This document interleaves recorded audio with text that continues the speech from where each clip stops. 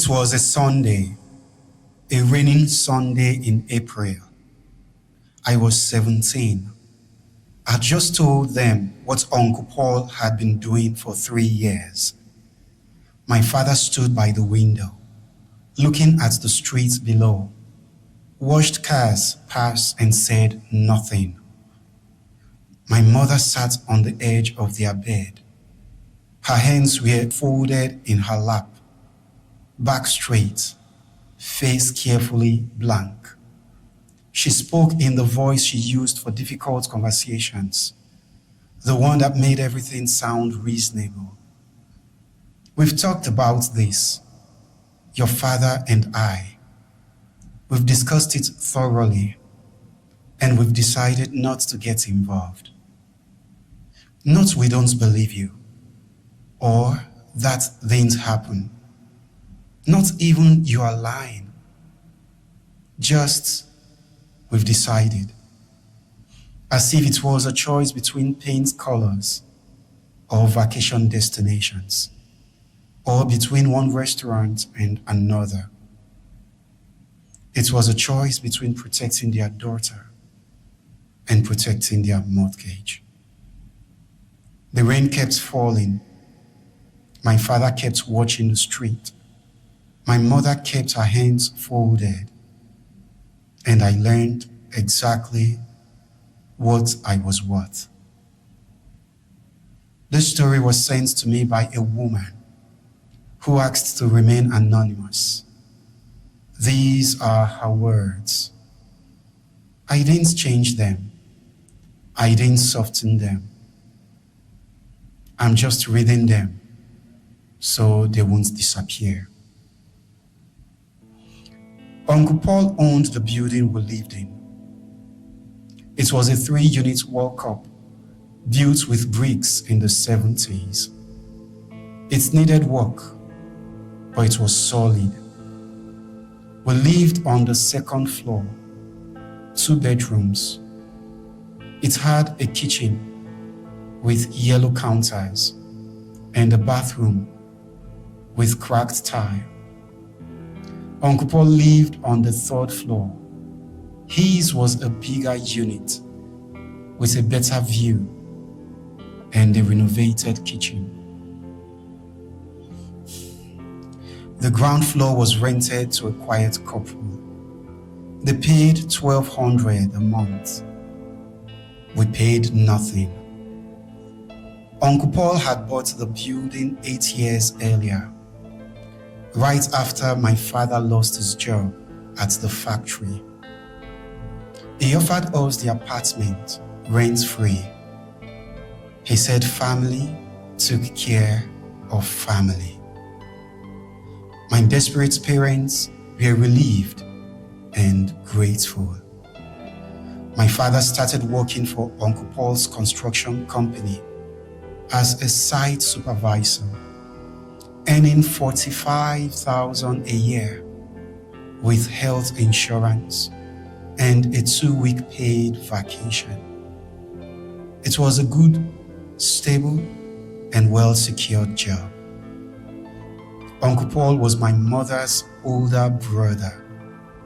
He was 52, never married, had no kids.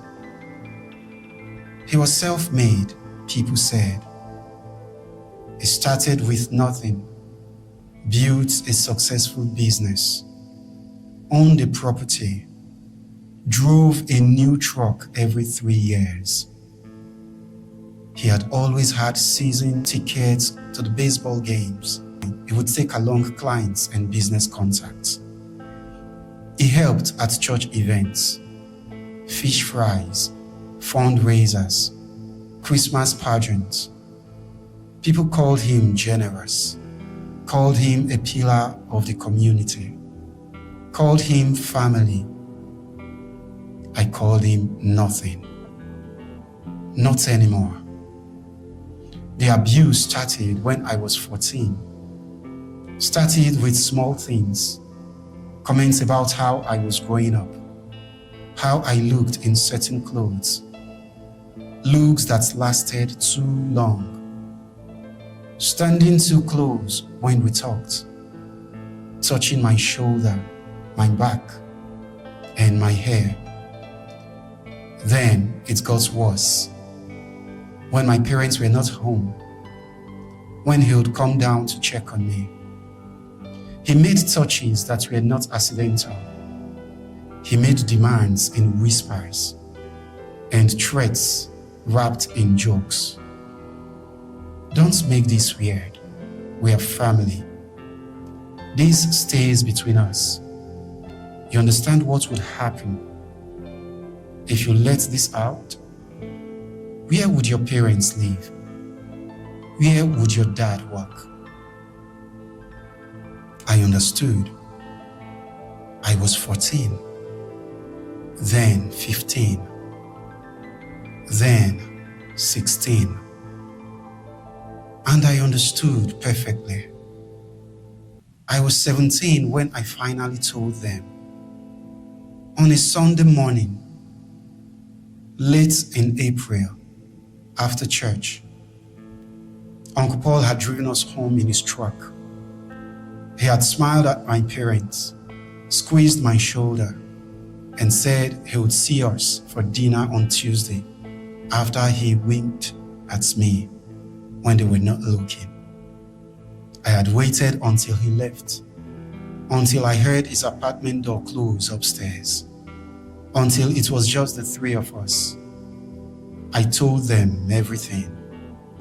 Dates I could remember, details I couldn't forget, times when they were not home, places in the apartment where it happened.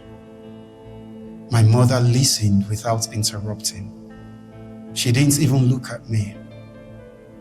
My father never turned from the window. He just kept watching the street, like the answer was out there somewhere.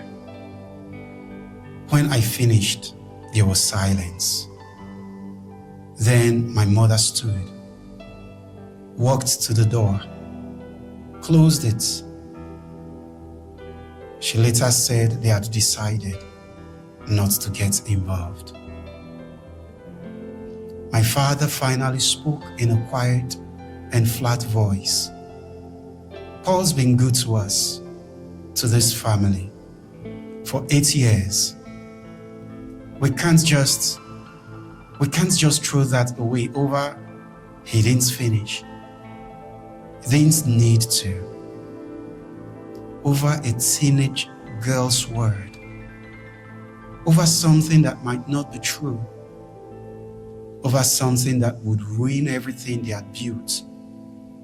Everything they had been given.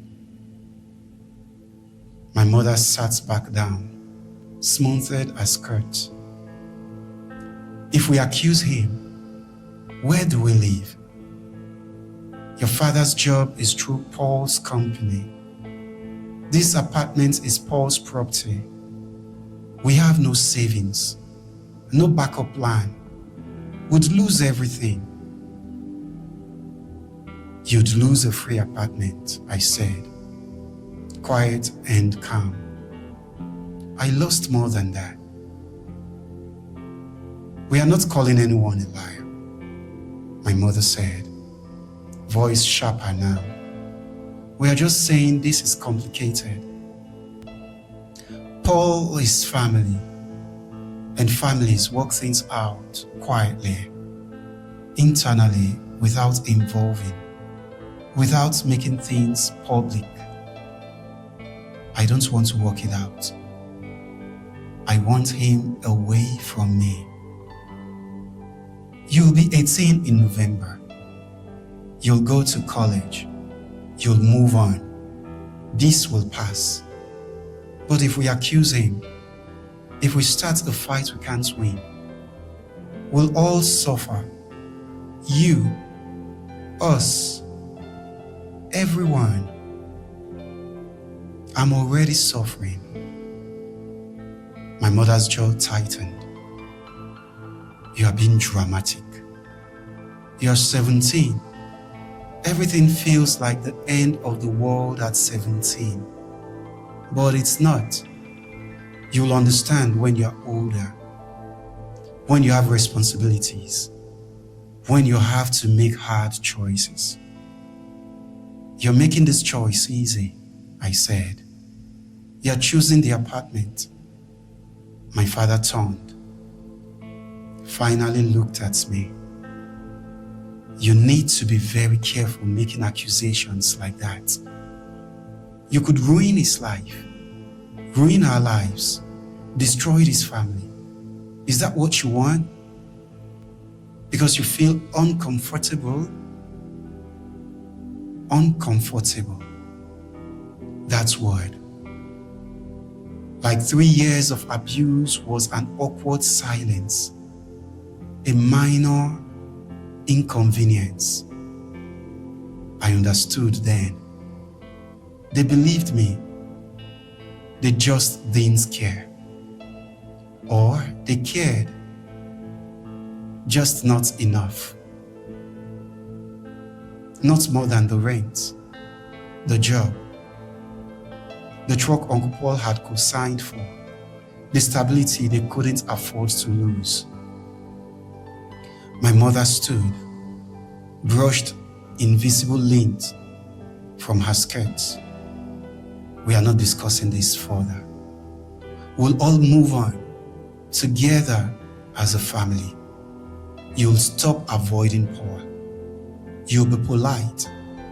You'll act normal. And this conversation ends here. And if I don't, she looked at me directly for the first time. Then you'll make things very difficult for yourself, for all of us. And you'll learn that sometimes keeping peace is more important than being right. She left the room, and my father followed. The door closed. I sat on their bed, in the space where I'd tried to be believed, in the room where my worth had been calculated and found insufficient. I avoided him after that, stayed in my room when he visited, made excuses when he offered rides, and always found reasons to boycott Tuesday dinners. I started sleeping with my door locked and a chair wedged under the handle. My parents didn't ask why. They didn't acknowledge anything had changed. They just moved on. To them, it was normal and easy, like nothing had been said, like that conversation never happened. Uncle Paul noticed. 3 weeks after I told my parents, he cornered me in the hallway, outside our apartment, on my way home from school. "Why are you being weird?" he asked, casual and curious. I didn't answer. "Did you tell them?" He smiled. "You did, didn't you? You told them." There was silence. "And they are still here, still living in my building. Your dad's still working for me. Interesting." He leaned closer, voice dropping. "That must feel bad, knowing you tried, knowing they chose to stay, knowing exactly what you're worth to them." He patted my shoulder and went upstairs. I couldn't move as he left me standing in the hallway. He was right. He started testing boundaries after that, showing up more often and staying longer, talking to my parents in the living room while I hid in my bedroom. I'd hear him laugh, hear my parents laugh with him, hear them make plans, discuss projects, acts like family. 4 months after I told them, Uncle Paul showed up with college brochures, spread them on our kitchen table, and highlighted programs by mostly state schools, affordable ones. "You're a smart kid," he said. "You could go anywhere. I'll help. I'll pay for applications, write recommendations, whatever you need." My parents smiled, grateful and proud. "That's so generous," my mother said. "You are always so generous." Uncle Paul waved it off. "She's family. This is what family does. We take care of each other." He looked at me, smiled. "Right?" I didn't touch the brochures. Didn't thank him. Just watched him perform. Watched my parents accept it, participate in it. Watched them trade my safety for his generosity. Again and again and again. My grandmother called in late June. My mother's mother. She lived 3 hours north in a small town with a quiet life. "I want you to visit," she said when I answered. "This weekend, I'll pick you up on Friday afternoon."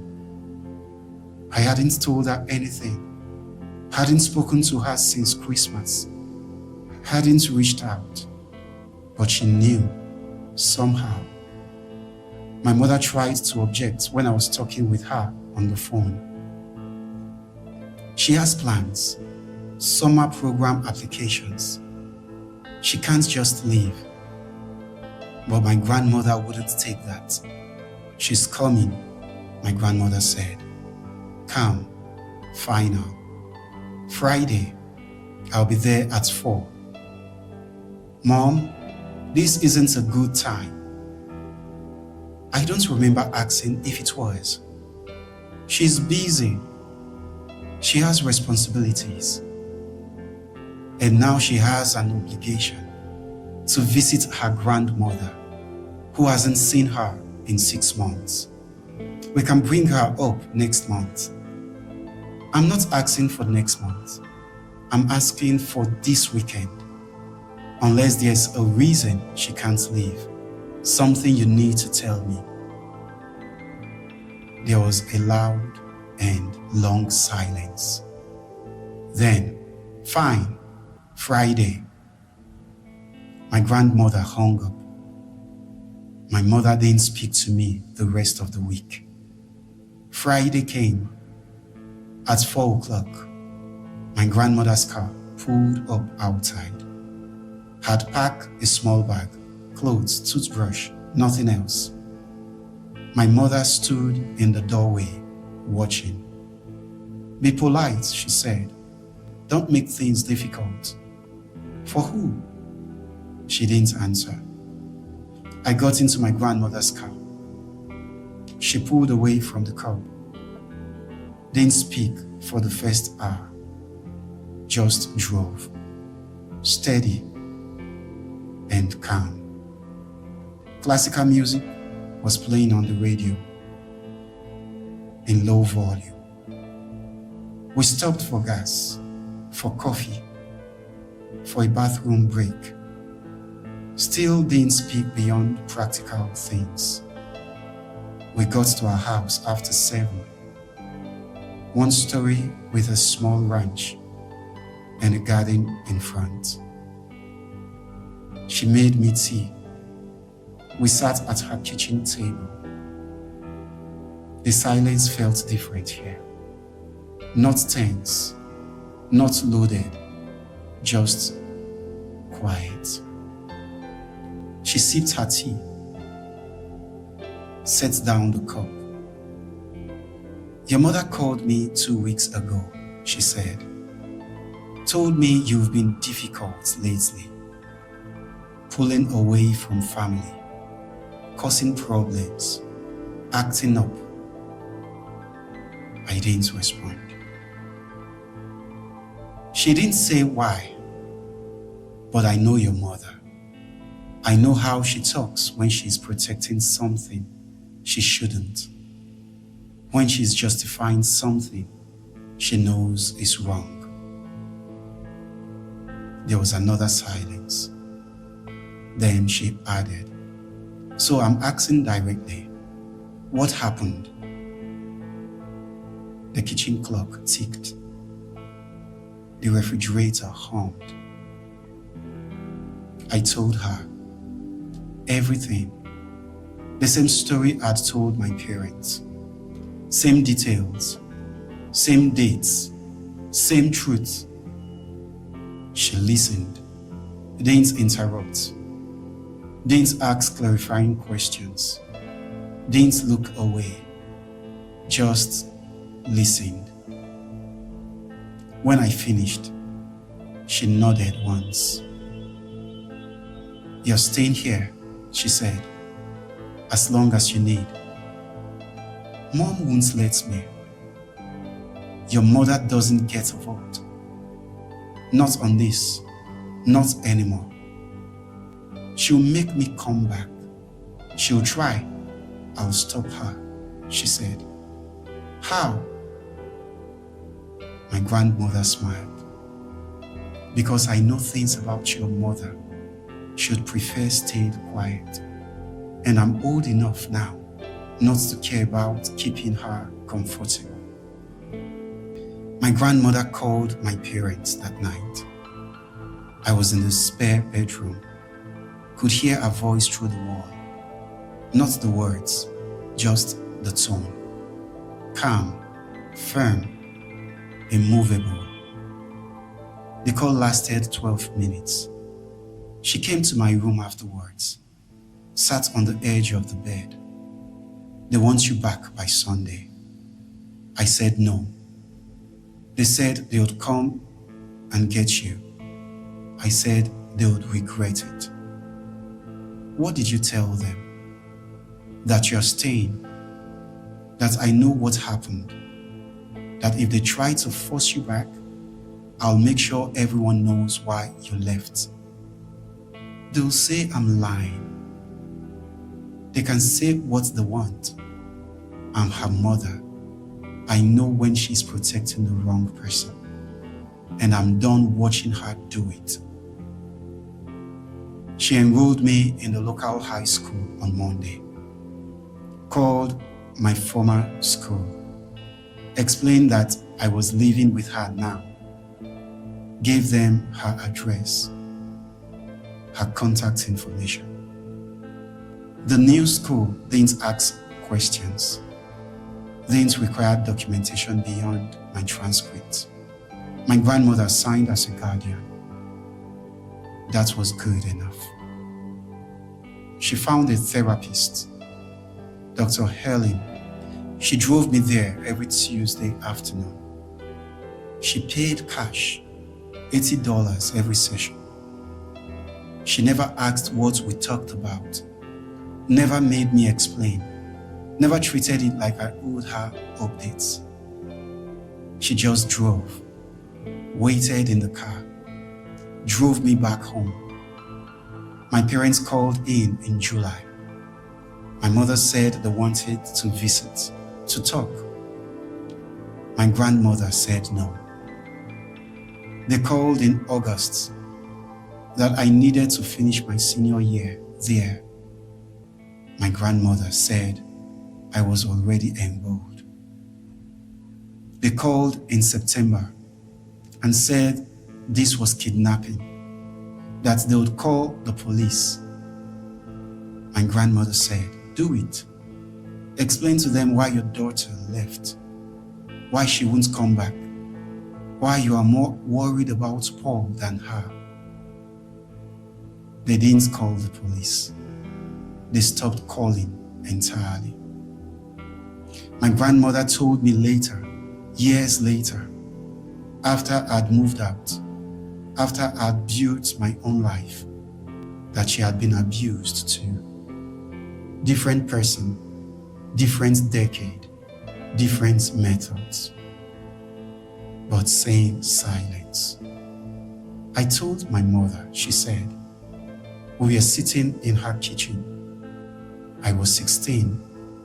I told her everything, what my uncle was doing, how long it had been happening. What did she say? She told me to pray about it, to forgive him, to remember that family was sacred, that airing dirty laundry destroyed families, that I would understand when I was older. Did you? I understood she was afraid of being poor, afraid of losing her place in the family, afraid of the truth more than she was capable of protecting her daughter. She had sipped her tea, cold by then. When your mother made the same choice my mother did, I knew I couldn't watch it happen again, couldn't stand by while history repeated. You saved me. I gave you a spare bedroom and belief.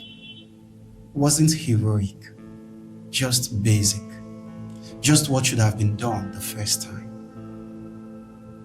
She wasn't a hero, wasn't powerful, wasn't wealthy, just a grandmother with a small house and a refusal to look away.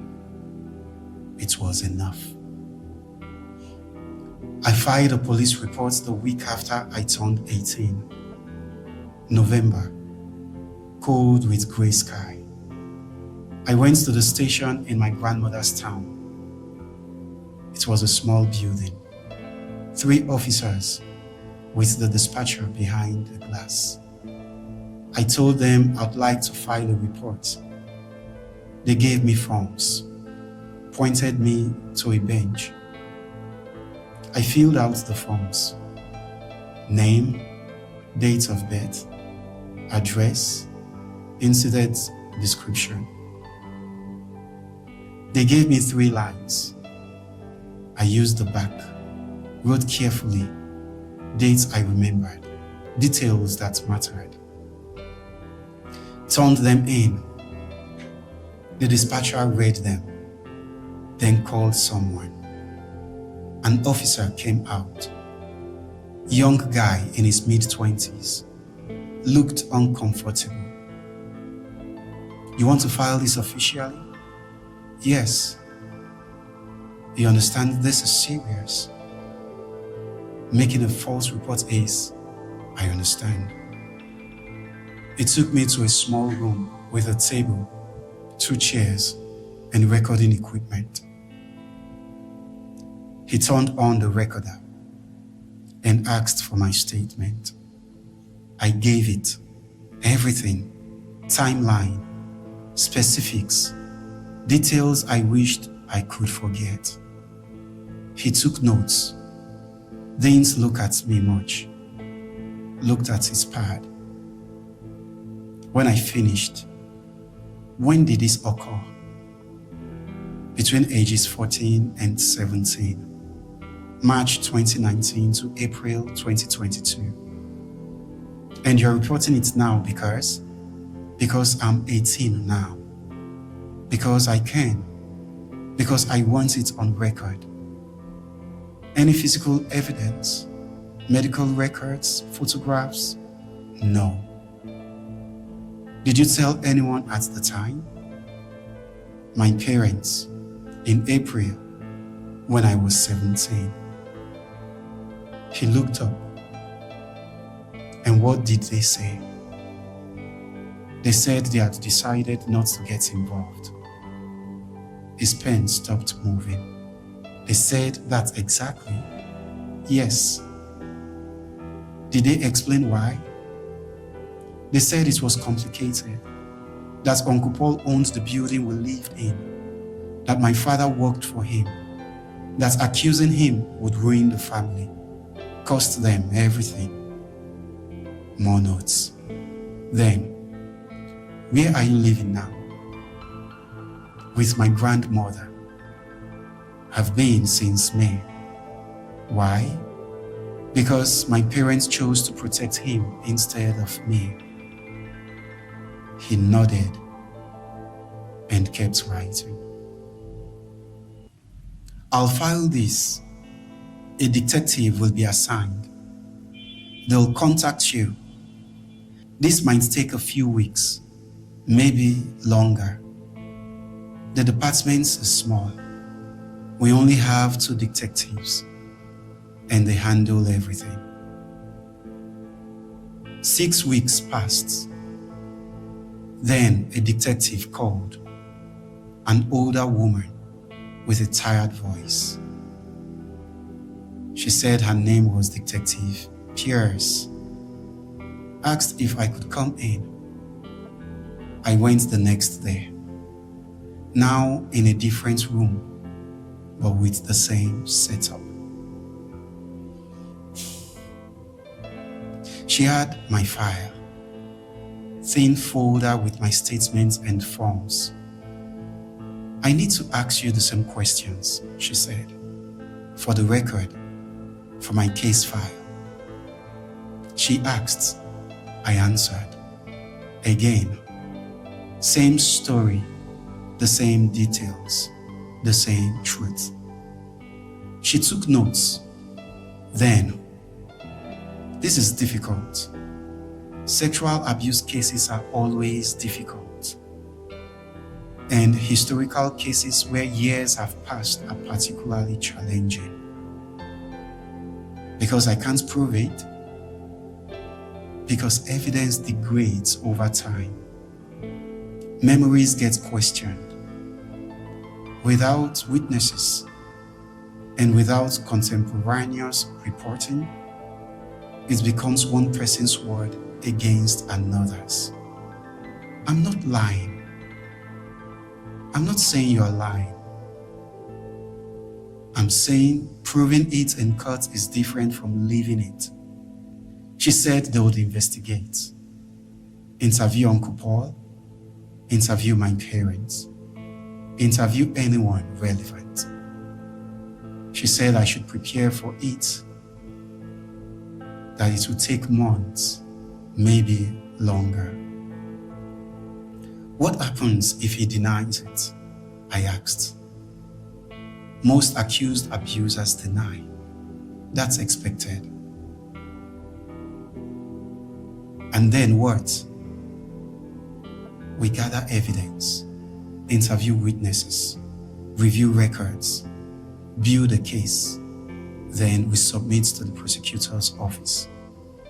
They decide whether to file charges. And if they don't, then it stays as a report on a file, but no charges, no trial, no conviction. She looked at me carefully. You should know, your parents aren't legally required to cooperate. They can refuse to testify, can claim privilege, can decline to be involved. They will refuse, I said. Probably, and that makes the case harder, but not impossible. It took 4 months to hear back. Detective Pierce called in March, asked me to come in again. Same room, same table. She looked tired, more tired than before. We interviewed Paul, she said. He denies everything, says you've always been a troubled teenager, that your parents have struggled with your behavior, that you've made accusations before that weren't true. I never made accusations before, I said. He claims you did, claims there's a pattern, that this is retaliation for family disputes, for you not getting your way. That's not true, I said. I know, but it's what he's saying. What about my parents? I asked. We interviewed them. separately. They both said the same thing, that family matters should stay private, that they don't want to be involved in legal proceedings, that they won't testify. They won't testify that I told them.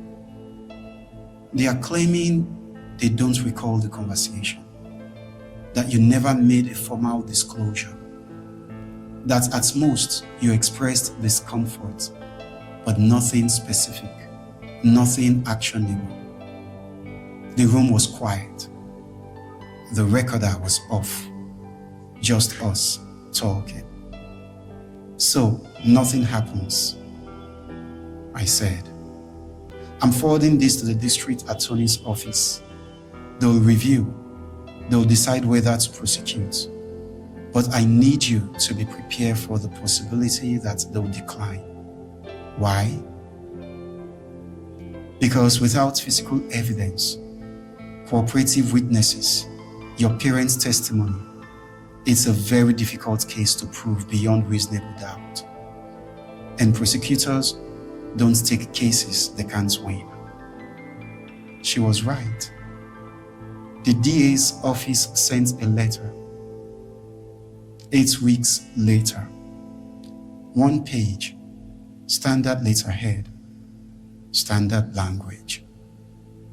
After careful review of the evidence and witness statements, this office has determined there is insufficient evidence to proceed with criminal charges at this time. Insufficient evidence. Not he is innocent. Not you are lying. Just insufficient evidence.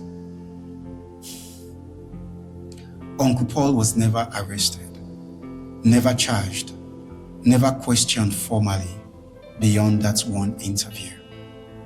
My parents were never held accountable, never required to testify, never asked to choose publicly. The system did exactly what it was designed to do.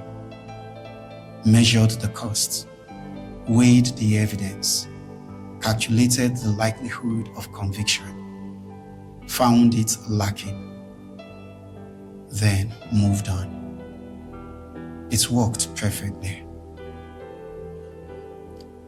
I didn't see my parents for 7 years. They would send cards, sometimes on birthday or Christmas, sometimes generic messages. Hope you are well. Love, Mom and Dad. Never an apology. Never an acknowledgement. Never a reference to what happened. Just bland wishes. Family theater. I didn't respond.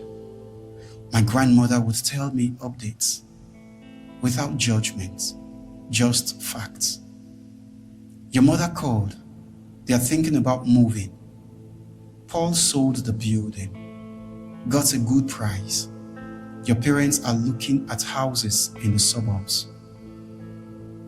He helped with the down payment, I assume. I said, he did. Of course, he did. My grandmother had a minor stroke when I was 25.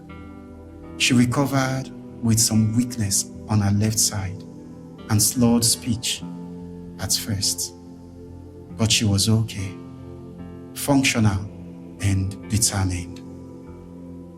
I'm making arrangements, she told me. Legal things, power of attorney, will. I want everything in order. You're fine. You'll be fine, I said. I'm 78. I need to be realistic. And I want you as my power of attorney, my executor, my beneficiary. What about Mom? I asked. Your mother made a choice. I'm making mine. She died 2 years later, in her sleep, quiet and peaceful. She left me her house, her savings, $32,000, and a letter. The letter was one page, her handwriting, shaky but clear. You were worth protecting. I'm sorry I was the only one who did. You deserved better. You deserved everyone. But you got me. I hope it was enough.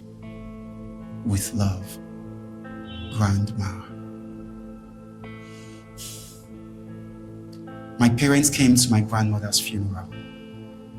I hadn't invited them, hadn't told them, but word travels in families, even broken families. They sat in the back of the funeral home, didn't speak to me before the service, didn't approach during the service, just sat and watched. The service was small. My grandmother hadn't had many friends left. Most had died. The rest were too old or too far away to travel down. 15 people, maybe 20, neighbors mostly, church acquaintances, people who had known her casually. I gave a brief eulogy, thanked people for coming, didn't say much. What was there to say that strangers would understand? That she had saved me? That she had been the only adult who chose correctly? That she had given me proof I was worth protecting? Couldn't say that. Not there. Not then. So I said she was kind, generous, and devoted to family. Standard words, safe words. After the service, my mother approached me, dry-eyed and composed. We need to talk about the estate, about the house, about what happens next. There's nothing to talk about. She left everything to you. That's not right. That's not fair. I'm her daughter. I should have been consulted, should have been included. You were consulted. She chose not to include you. My father joined us, looking older. This is family property. This should stay in the family. It should be divided appropriately. It's in the family. I'm family, I said. You know what we mean. Your mother has a right. She has no rights. Grandma made her decision. Legal, clear, and final. My mother's face tightened. We could context this. Could argue she wasn't in her right mind when she updated the will. Could claim you manipulated her. Do it, I said, voice calm and steady. Contest it. Go to court. Hire a lawyer. Explain to the judge why your daughter lived with her grandmother for a year. Why she left home at 17. Why she never came back. There was silence. Explain what you chose to protect. What you valued more than me. What you still value. My father shifted. Now uncomfortable. You are being vindictive. Punishing us for a decision you didn't understand. We did what we thought was right at the time. You did what was easy, what was profitable, what kept you comfortable. You kept yourselves comfortable, I said. My mother's voice went cold and sharp. If this is how you want it, fine. Don't expect anything from us. Don't expect help, support, or anything. I don't.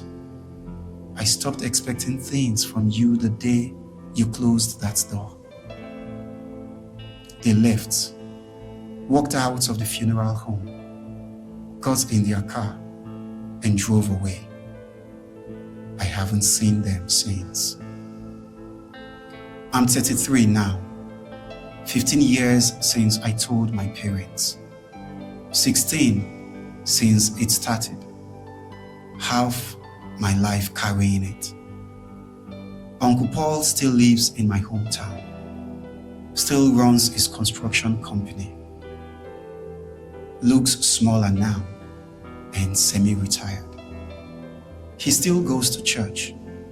Still gets called generous. Still gets invited to community events. He's 67 now. Gray hair. Slower than he used to be. But still there. Still respected. Still protected. He was never arrested. Never charged. Never faced anything. My parents retired 2 years ago. They live in a small house, 2 towns over. 3 bedrooms with a nice yard and a quiet neighborhood.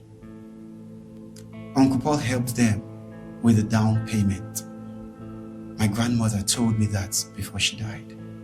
$40,000. Gift. No repayment expected. Family helping family. Some days, I still get angry. Not loud anger. The kind that just sits there. I still live in my grandmother's house. Have fixed it up over the years. New roof, new windows, and an updated kitchen. I made it mine. I work as an accountant in a small firm. Quiet job. Predictable and safe.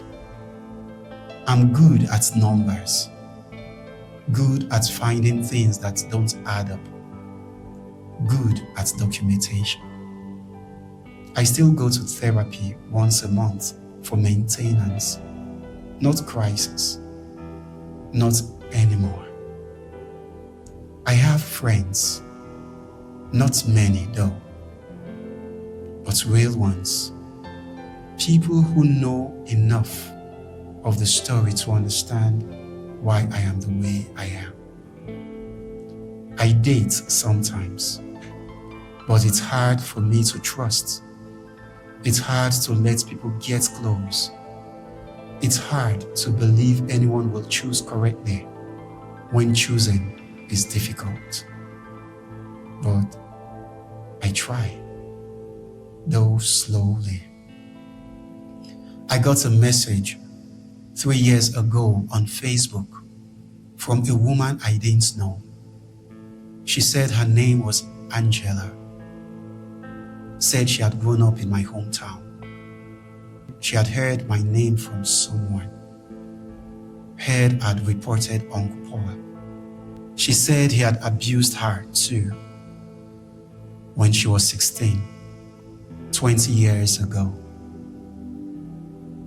Said she had never told anyone, never reported it, never thought anyone would believe her. She said she just wanted me to know I wasn't alone, wasn't crazy, wasn't lying. I thanked her. Asked if she wanted to file a report now. She said no. Said it was too late, too long ago. Too much time had passed. Said she just needed to tell someone who would understand, who would believe her. I believed her. We don't talk regularly, just occasionally. Brief messages, acknowledgement that we survived the same person, that we both tried to be believed and both failed in different ways, that we are both still here. Some people ask why I didn't try harder, why I didn't push the police, why I didn't get a lawyer, why I didn't go public, tell everyone, expose him.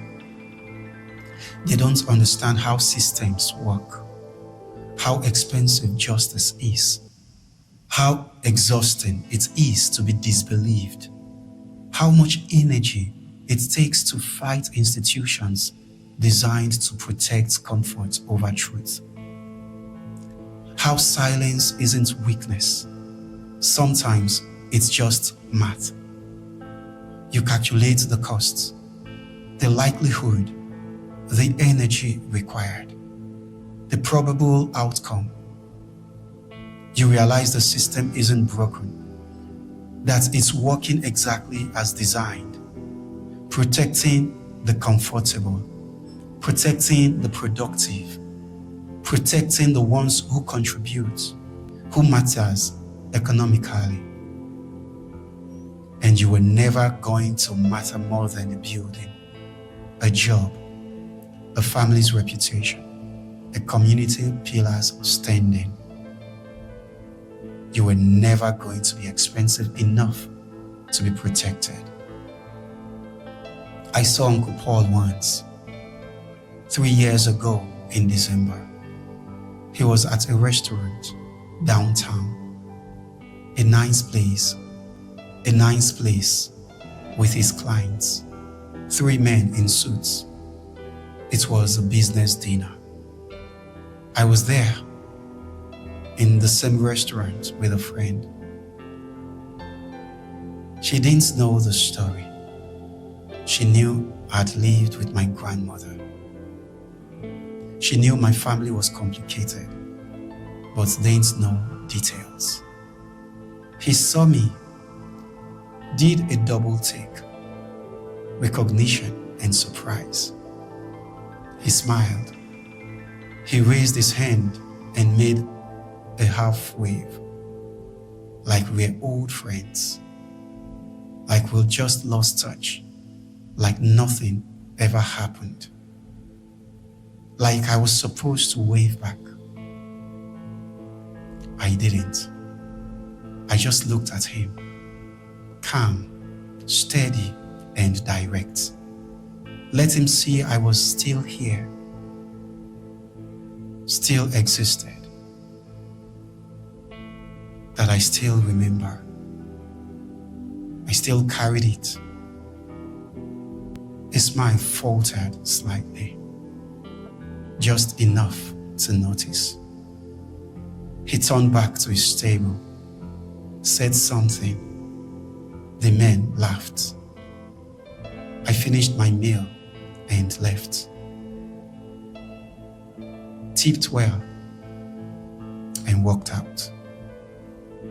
Anna asked in the car, "Did you know that man?" "Not anymore," I said. She didn't push. That's the thing people don't understand about abuse. About this kind of abuse specifically. It doesn't end when it stops. It doesn't disappear when you leave. It doesn't fade just because years pass. It echoes. It shapes you. It changes how you move through the world. It changes what trust means, what safety feels, what family is supposed to be. You learn to scan rooms before entering, assess exits, calculate risk, notice who stands too close. You learn that some people will always choose comfort over truth, will always choose their own stability over someone else's safety. You learn that family is a word people use to mean shut up, to mean Don't make this difficult, or your pain is less important than our peace. You learn that protection has a price, that justice is reserved for people who can afford it, that believing victims is optional when the accused is valuable. And you learn that you were never valuable enough. My parents will die someday, maybe soon, maybe years from now. They are 60 now, healthy enough, could have decades left. I don't know if I'll go to their funerals. I don't know if I'll feel anything. Grief, relief, nothing. Something I haven't named yet. Uncle Paul will probably be there. Will probably give an eulogy. Will probably cry. Will talk about how devoted they were, how kind, how much they loved their family. Will probably mention a daughter who went her own way, who chose distance, who made things difficult. And people will nod, will understand, will say, sometimes kids just don't appreciate what they have. And he'll agree, sad, resigned, dignified. And I'll be somewhere else, living a life they don't know about, with people who chose to believe me, in a house left to me by the only adults who protected me, stable and functional.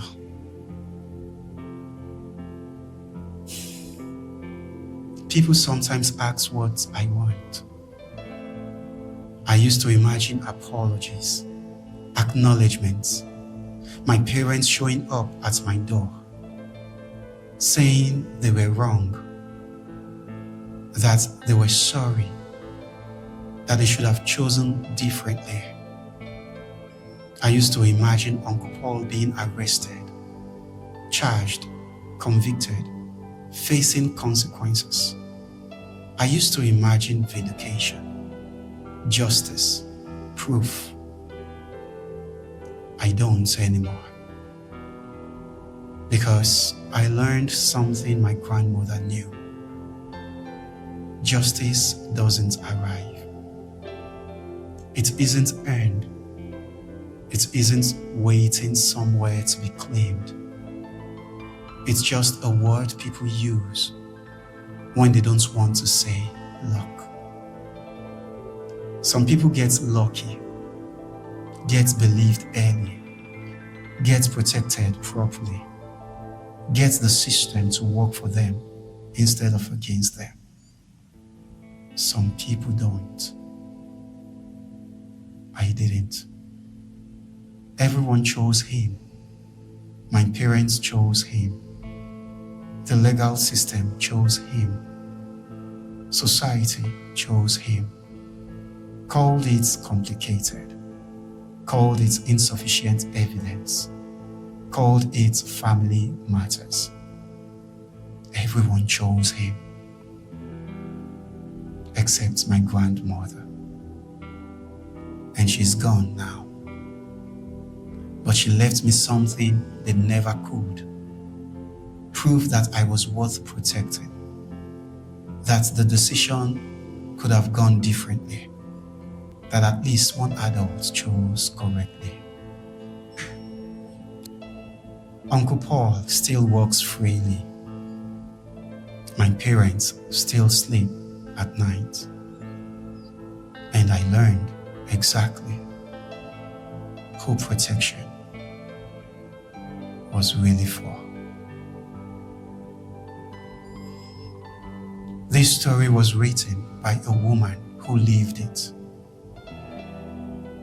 I didn't change her words. I didn't soften them. I just read her words so that they wouldn't disappear.